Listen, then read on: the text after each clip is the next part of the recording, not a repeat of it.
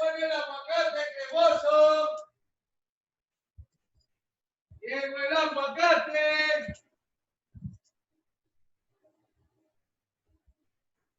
Aguacate. Llegó el aguacate.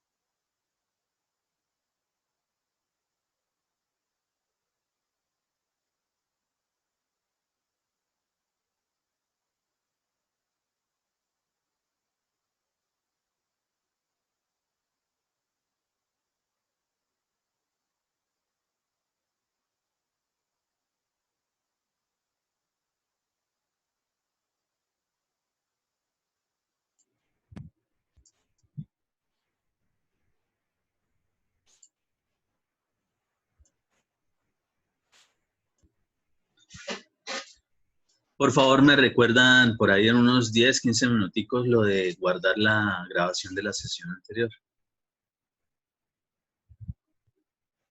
Bien, vamos a entender de nuevo esto ya desde el punto de vista matemático, esto que estamos diciendo. Entonces, simplemente sabemos a qué es igual, un caudal es velocidad por área, y para el caso, según esto de lo que estamos hablando, será un área, ¿sí? Un área de vacíos por un, ojo, velocidad de filtración, B sub S o B sub P. En algunos textos lo pueden encontrar así. De hecho, les hago como quien dice esta aclaración de que yo en general realmente casi siempre la coloco B sub P para no tener que estarme de pronto confundiendo de que eso no es una velocidad, sino de pronto un volumen de sólidos. Entonces, para no tener como complicaciones eso, si quieren, trabajenla como B sub P, por eso lo tengo ahí. B sub S, velocidad de filtración, igual a B sub P. Es decir, estamos hablando de velocidades en el momento. ¿Y por qué específicamente eso? Ah, pues porque lo que estábamos hablando, que cuando esté por aquí, cuando esté por acá, va a tener una velocidad que depende específicamente de los poros o vacíos. Entonces vamos a estar hablando de un área de vacíos. El área total va a ser igual al área de vacíos más el área de la parte de los sólidos. Si esto es así, pues en esta ecuación, que es una igualdad, yo podría reemplazar términos que voy conociendo. Por ejemplo, B sub S o B sub P sería igual a B, que es una velocidad, y para el caso va a ser la velocidad de descarga, es decir, esta que vimos aquí al inicio, que es igual a K por I,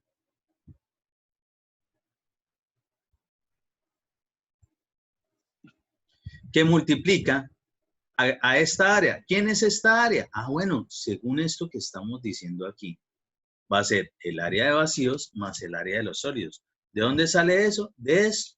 Es simplemente este dibujito. Que el área total va a ser igual a un área de vacíos más un área de sólidos. Entonces, ¿qué es lo que estamos haciendo aquí? Simplemente estamos despejando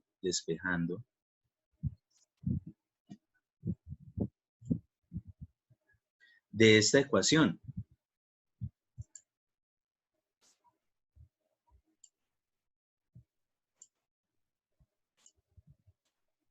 ¿Sí?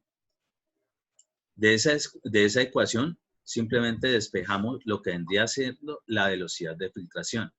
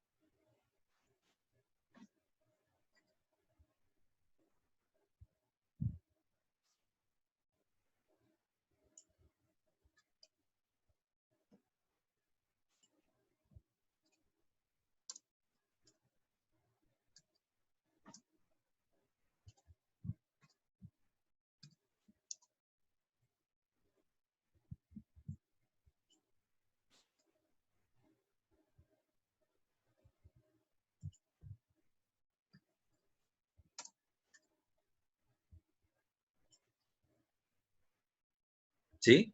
Como esta cuestión es exactamente el mismo caudal, ¿sí? ¿Por qué? Porque se debe cumplir la ley de conservación de la energía, en la cual el caudal que entra debe ser exactamente igual al caudal que sale si yo no le he agregado o le he sacado dentro del sistema caudal. Siendo así, pues simplemente despejamos esto. ¿Y a qué va a ser igual a esto? A velocidad por área sobre el área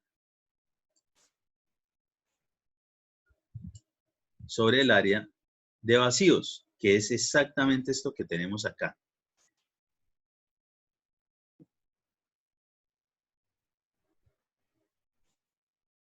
Y este término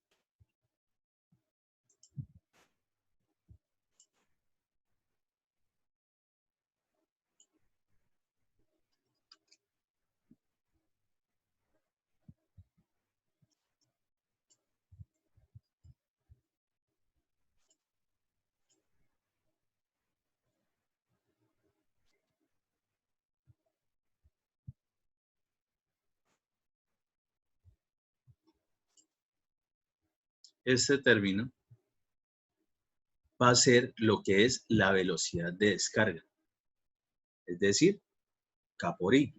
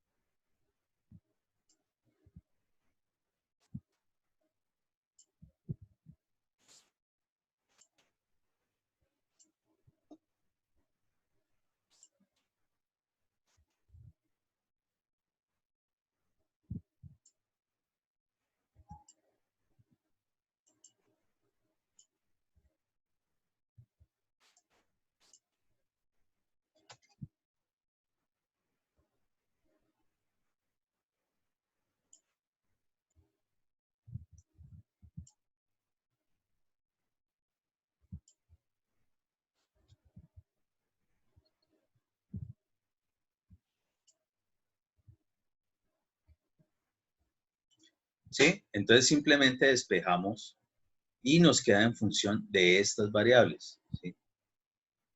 Si nosotros sabemos que el área total es el área de vacíos más el área de sólidos, pues simplemente reemplazamos. Y lo que está, en este caso, multiplicando, pues pasa a dividir acá. Muy bien. Resulta y acontece que nosotros lo que hemos trabajado hasta el momento en materia de relaciones gravimétricas y volumétricas, nosotros nunca hablamos específicamente del área. Nosotros lo que hallamos o lo que siempre estamos analizando es todo respecto de volúmenes, ¿sí? Esos cambios volumétricos que se presentan. Si eso es así, ¿cómo haríamos nosotros para poder generar ahora es volúmenes? Porque nosotros no tenemos relaciones gravimétricas y volumétricas respecto de área de vacíos ni área de sólidos, nada por el estilo. Nosotros sí hablamos respecto de volumen de vacíos o volumen de sólido. Entonces, si eso es así, si esto Ingeniero, es un área, ¿sí? para recordarle que tiene que grabar la sesión. Gracias, pero va apenas en la mitad. ¿Me recuerdan por ahí en unos 10 minuticos más, por favor? Ok. Gracias.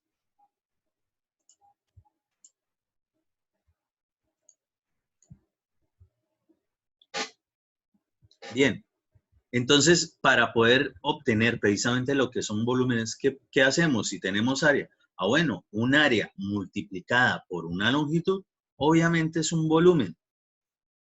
¿Y qué longitud va a ser específicamente?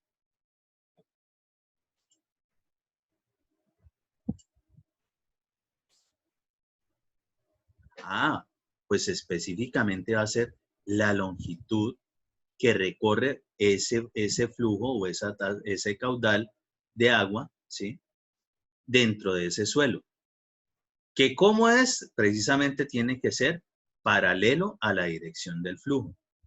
Entonces, si esto es así, si tenemos todo esto, toda esta longitud, se supone que esta es la misma longitud, tanto para la parte de vacíos, ¿sí? Como para la parte de sólidos, ya que esto completo, esta longitud, vendría siendo la longitud precisamente del área total. De ahí es donde sale. Entonces, por eso es que podríamos multiplicar específicamente por la longitud de esta área, ¿sí? A esta área multiplicada por la longitud de recorrido del agua, en ese suelo obtendríamos lo que es un volumen. Entonces, una longitud por el área de vacíos, pues obviamente obtendremos es volumen de vacíos. Y una longitud por el área de sólidos,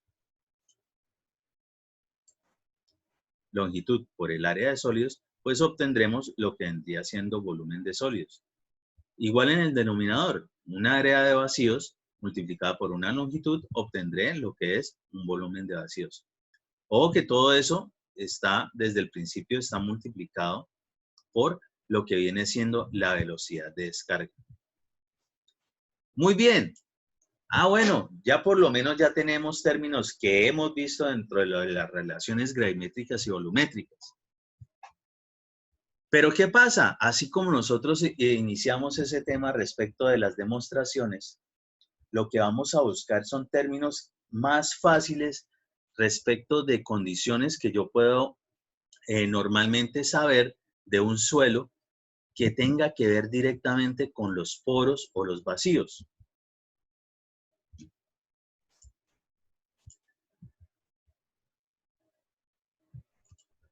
Por ahí me dicen que escucha con interferencia. No sé si era de pronto el internet ha estado bastante falloso, pero pues igual de todos modos recuerden que la clase yo la dejo allá en el enlace de la lista de reproducción precisamente de mecánica de suelos. Ahí encuentran completas las clases. Entonces, después de obtener que multiplicamos la longitud por el área de vacíos y nos da un volumen de vacíos y la longitud por el área de sólidos y nos da un volumen de sólidos, ¿sí? Esto yo puedo realizar de los mismos artificios matemáticos que hicimos para la demostración de las relaciones gravimétricas y volumétricas. Entonces, aquí precisamente podemos desarrollar eso, dividiendo arriba y abajo entre B sub S. ¿Quién es B sub S en este caso? Ojo, aquí ya no están hablando de esta velocidad de filtración, sino específicamente de volumen, ¿no? Esto ya es volumen de sólidos. Noten que ahí esta es como una B cursiva y esta sí es la B de volumen típica que hemos trabajado, que son en mayúscula. Ojo con eso para que no vayan a confundir. Entonces, entre B sub S, volumen de sólidos, buscando que aparezcan términos relacionados directamente con los vacíos. ¿Cuáles términos? Ah, pues, por ejemplo, relación de vacíos o índice de poros y lo que vendría siendo la porosidad.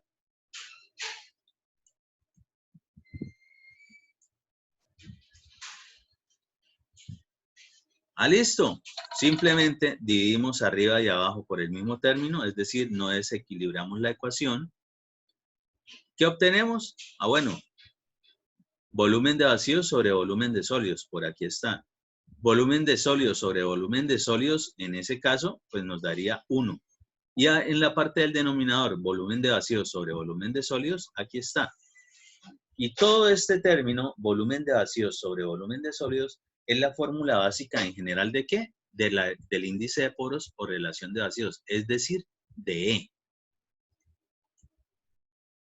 Simplemente reemplazamos todo esto.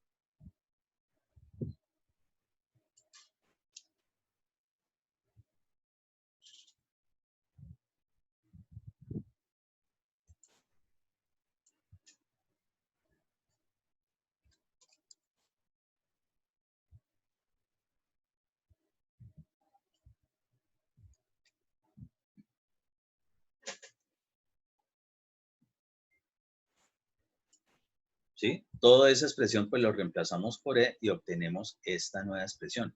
Y ojo, porque cualquiera de estas dos formulitas son con las que nosotros normalmente podemos determinar la velocidad de filtración B sub S o B sub P, ¿sí? Y siempre va a estar en función de quién. Va a estar en función del índice de ácidos o relación de poros o la porosidad y la velocidad de descarga. Es decir, esta velocidad que tenemos por aquí es lo que vendría siendo el coeficiente de permeabilidad o conductividad hidráulica multiplicado por el gradiente hidráulico.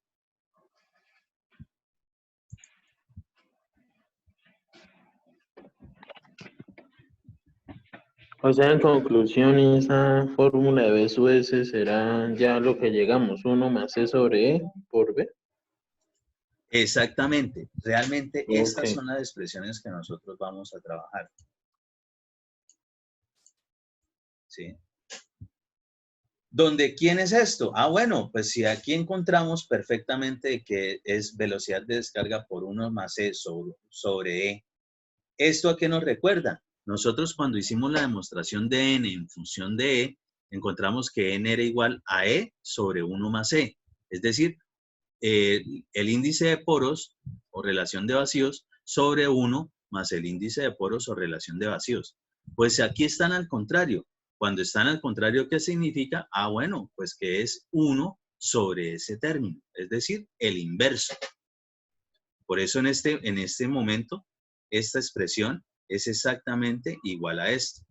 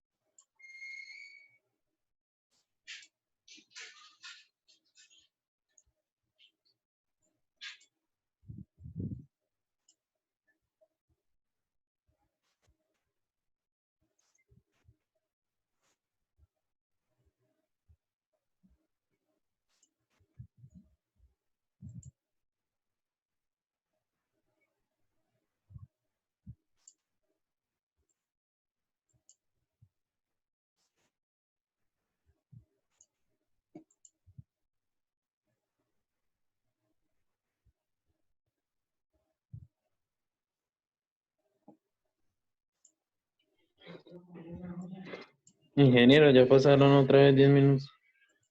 Uy, sí, ya ahora sí. Gracias.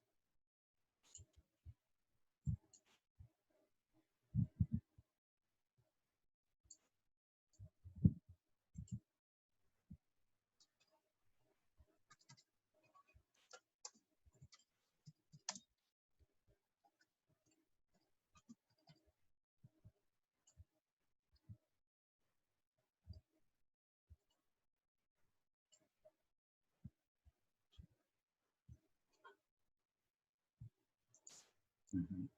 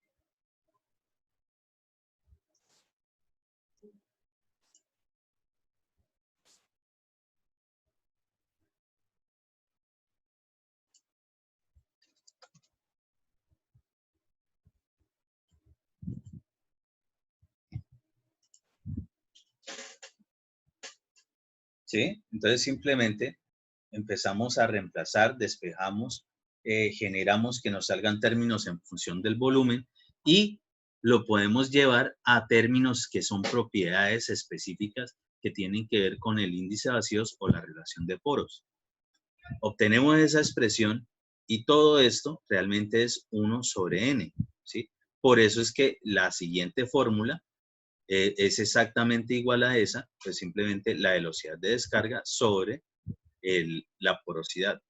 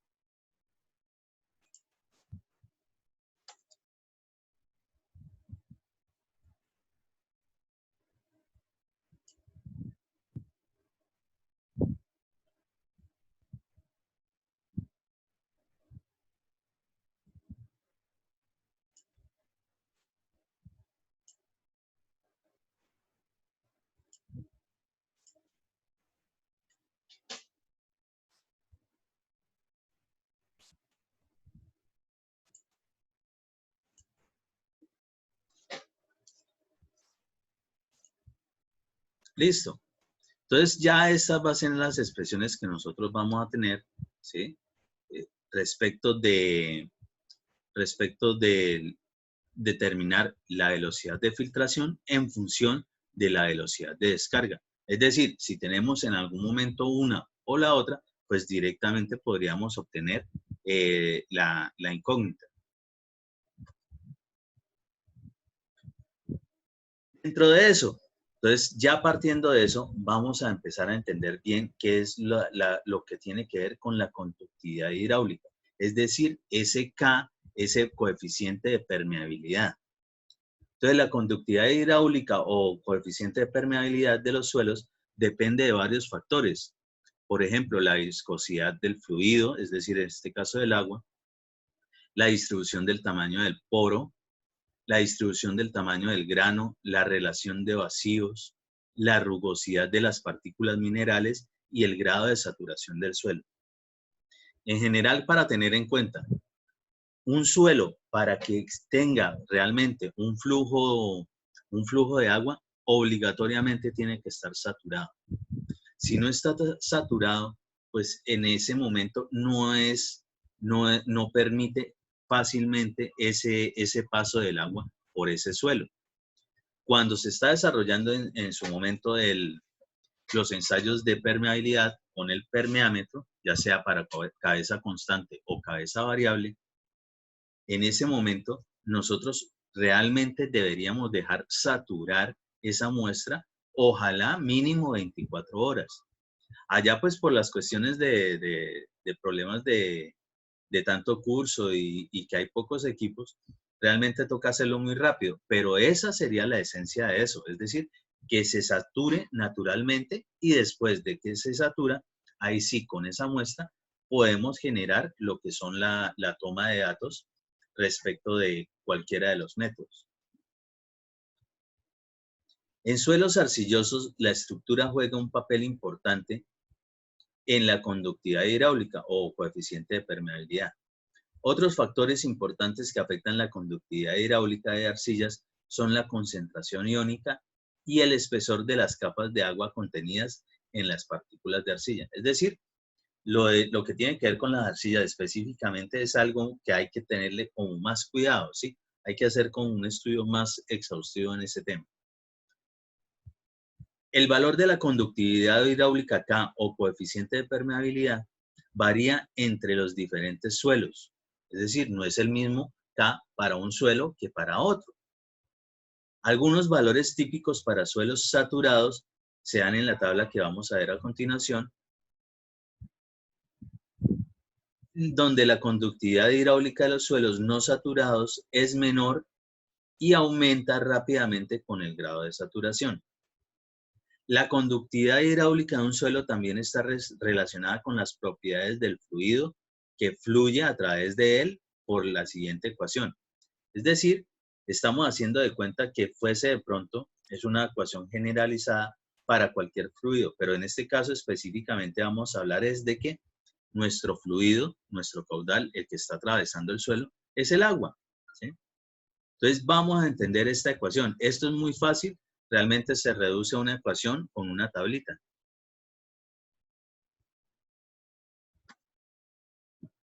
¿Y qué es? Simplemente valores típicos de conductividad hidráulica para suelos saturados. Entonces, por ejemplo, una grava limpia, SK, que está en centímetros por segundo, es decir, unidad de velocidad, oscilará entre los 100 y 1 centímetro por segundo. La arena gruesa, entre 1 y 0.01. Arena fina, entre 0.01 y 0.001. Y verán que cuando llegamos a la arcilla, es de verdad muy, muy, muy pequeñito, ¿sí? Entonces, esa velocidad, ¿sí? El atravesar algo por unidad de tiempo va a ser de verdad demorado.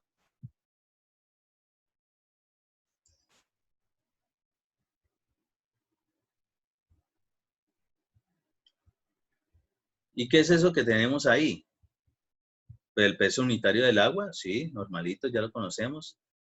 Una permeabilidad absoluta, es decir, el coeficiente que nosotros estamos determinando y que ahorita vamos a ver que obligatoriamente, si nos dan condiciones de cierta temperatura a la cual se encuentra el agua, habrá que generar alguna corrección precisamente de esa conductividad hidráulica o coeficiente de permeabilidad.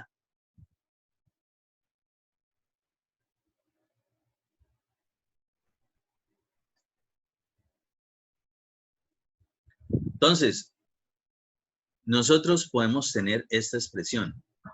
Cada vez que estemos desarrollando un ejercicio que tenga que ver con permeabilidad, si a nosotros no nos advierten específicamente, no, esos ensayos, esos términos se pudieron obtener cuando el agua estaba a una temperatura de algo, ¿sí? Una temperatura X. Nosotros, si no nos lo dicen, siempre vamos a asumir de que el agua se encontraba a 20 grados centígrados. ¿Y por qué a 20 grados centígrados? Porque resulta y acontece que en cuestión del agua, esa es como quien dice la temperatura, digamos, en condiciones ideales que se debe manejar para este tipo de ecuaciones respecto de permeabilidad. ¿Y qué es todo ese numerito que tienen ahí? Ah, bueno, eso es una expresión simplemente que depende del tipo de suelo a cierta temperatura. Todo esto no es más que un número que vamos a encontrar aquí en la tabla.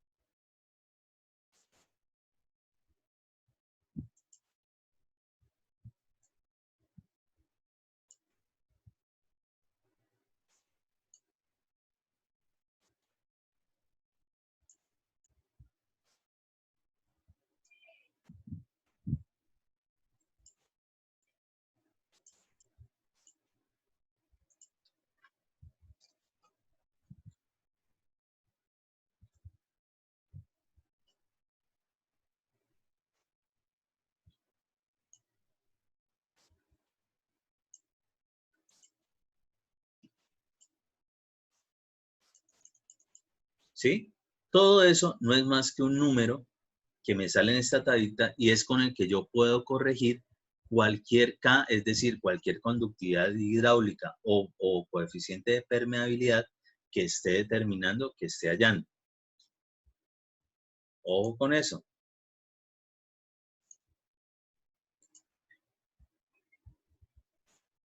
Es necesario corregir el K si se presenta con una temperatura diferente a 20 grados centígrados.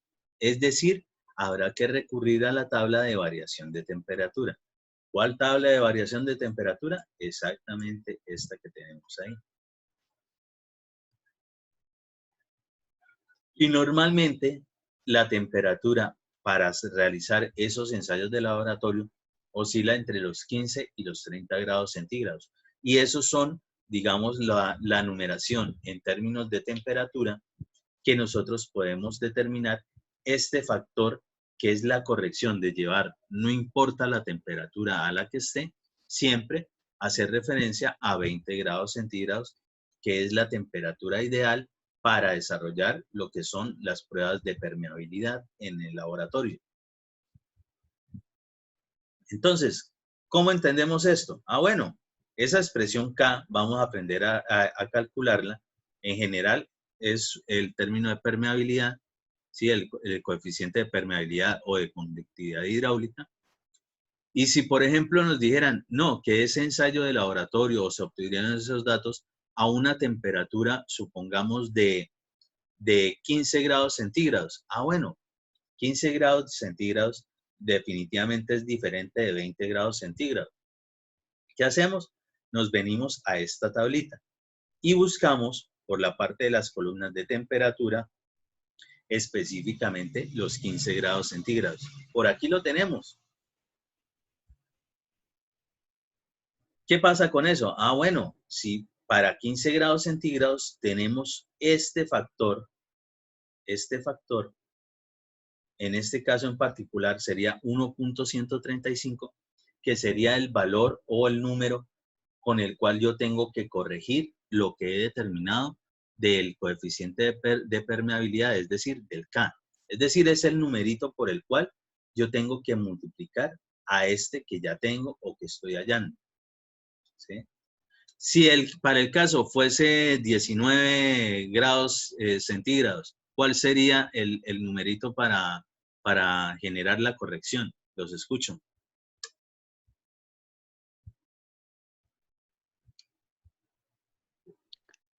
1.0. 1.025. Ok, perfecto. Si fuese para 28 grados centígrados, 0.832. correcto. ¿Y qué pasa cuando es de 20? Ah, bueno, pues cuando es de 20, directamente miren que esa expresión es 1.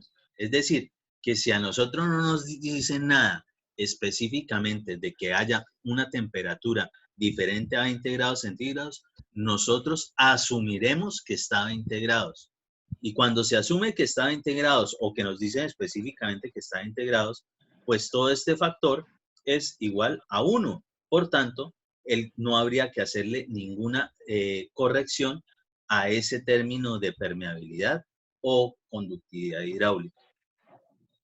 ¿Se entiende eso? Es decir, que si a nosotros nos dicen hay una temperatura diferente de 20, ya sabemos que debemos corregir ese dato de permeabilidad para obtener el dato de permeabilidad a 20 grados centígrados, que es la temperatura ideal de prueba. Pero, ¿cómo? ¿Esas temperaturas nunca superarán los 30 grados? No, para este caso no, porque digamos que esto es en las pruebas de laboratorio. O sea, obviamente si pusiéramos el agua en otros sitios, seguramente tendrá otras temperaturas, pero en general, para estas pruebas de permeabilidad, nosotros vamos a manejar normalmente esa temperatura, ¿sí? La temperatura del agua específicamente, es decir, nosotros con un termómetro vamos a medir precisamente cuál es la temperatura. De hecho, que normalmente cuando se desarrolla ese ensayo de laboratorio, el termómetro es uno de esos instrumentos que tienen que utilizar allí específicamente. Y realmente no da más de eso. O sea, para que supere esa, digamos, esa temperatura, el agua, ya tendría que estar, digamos, vinculándose a algún agente energético que eleve su temperatura, ¿sí? Eso respecto del agua. Entonces, cuando nos dan específicamente que es de cierta temperatura, bueno, buscamos cuál es la corrección. Si no nos dicen nada, de una vez asumimos que ese coeficiente de permeabilidad, ese ensayo, se desarrolló a 20 grados centígrados. Por tanto, no habría que corregirlo, o es lo mismo que decir que estaría multiplicando por 1, que es ese factor cuando es a 20 grados centígrados. Ingeniero, una preguntita, es que se me ¿Sí? había caído el internet. Y lo que está ahí enmarcado en amarillo, ¿se reemplaza, digamos, esos coeficientes se reemplazan en la fórmula general? Sí, entonces, vamos a hacerlo ahí.